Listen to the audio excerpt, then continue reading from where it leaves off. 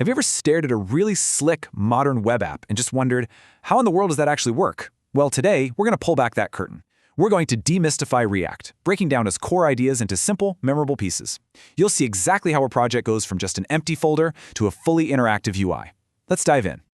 All right, so here's our roadmap. We're going to start in what I call the developer's workshop to get our tools sorted.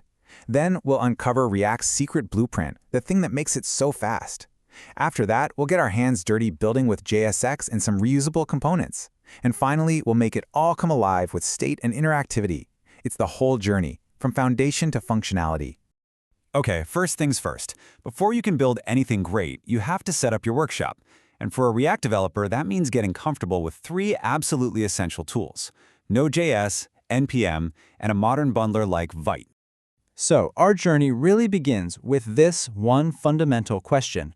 What is Node.js? I mean, you hear the name everywhere in web development, but let's really get to the bottom of why it is the absolute starting line for pretty much any modern React app. Here's the best way to think about it. For a long time, JavaScript was a chef who could only cook in one place, inside the customer's web browser. Node.js came along and built our chef a professional-grade kitchen. It's an environment outside the browser, giving our JavaScript the space and the powerful tools it needs to build really complex, serious applications. And you know, every great chef needs someone to run to the store and get the ingredients. That's exactly what NPM, the Node Package Manager, does. So if Node.js is the kitchen where all the cooking happens, NPM is the shopper who goes out and fetches all the code libraries and packages your project needs to work. It's simple, right? Node cooks, NPM shops. Now, when our shopper NPM gets back, it's carrying two different types of bags. The first bag has dependencies. These are the actual ingredients that are going to end up in the final dish. Your app needs them to run. The second bag has dev dependencies. Think of these as the kitchen tools, the oven, the blender, maybe some code formatters. You absolutely need them to cook, but you'd never serve a blender to a customer. Okay, so we've got our kitchen, we've got our ingredients. Now we need an oven, and we want a really fast one. That's where Vite comes in. It's a modern build tool, and it has gotten super popular for one big reason. It is just ridiculously fast. So how does it do that? Well, here's the difference. The older tools, like the original Create React app, they were kind of like a restaurant that had to meal prep every single dish for the entire week before you could even open its doors. It was so slow to start up. But Vite is like a modern kitchen that cooks dishes to order. It serves up your app almost instantly and then only bundles what's needed when it's needed. It's a total game changer for developer experience. So now that our workshop is all set up, let's look at the architectural magic that makes React so incredibly efficient. It's time to pull back the curtain on its secret weapon for performance, something called the virtual DOM. Okay, this is the concept that really truly sets React apart from a lot of other frameworks. When you hear people talking about why React is so fast and efficient, the conversation almost always comes back to this one core idea. So what exactly is it? You know, at its heart, the virtual DOM is actually a pretty simple idea. It's just a copy, a really lightweight blueprint of the actual web page, and it lives entirely in JavaScript. Think of it like an architect's plan. Before a construction crew goes in and starts knocking down walls, they first look at the blueprint to plan out the most efficient way to make a change. React does the exact same thing. And here's why that is so important. Directly changing the actual web page, what we call the real DOM, is incredibly slow and expensive for the browser.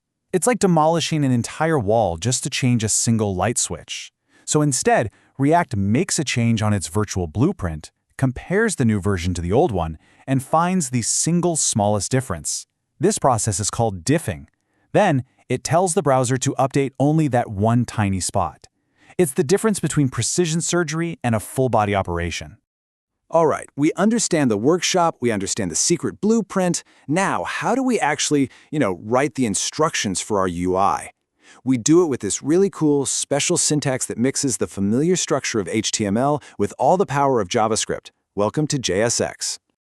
So, JSX, it looks familiar, right? It looks just like HTML. But don't let it fool you. It's actually JavaScript in disguise, and that is its superpower. It lets you write your user interface and all the logic that controls it together in the same place.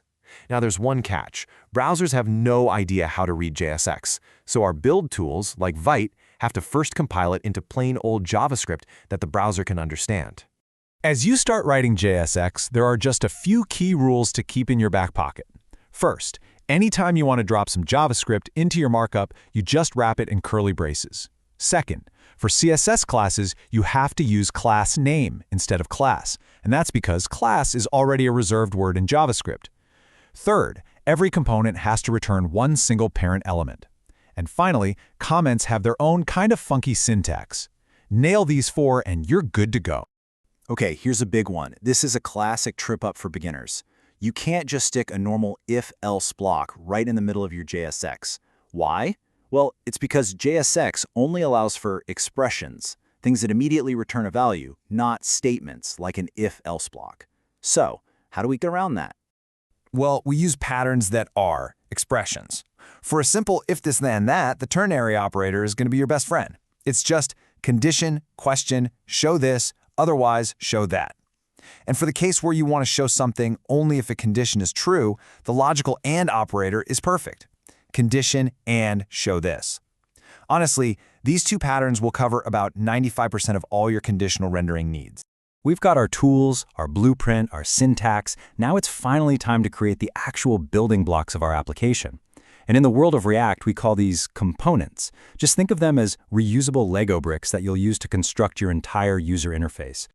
I absolutely love this analogy for understanding components. Think of your component as a recipe card. The data you pass into that recipe, we call that props. Those are your ingredients. And the final bit of JSX that the recipe returns, well, that's the finished dish, all plated up and ready to be served to the user. And here is a rule that is completely 100% non-negotiable. Your component names must, I repeat, must start with a capital letter.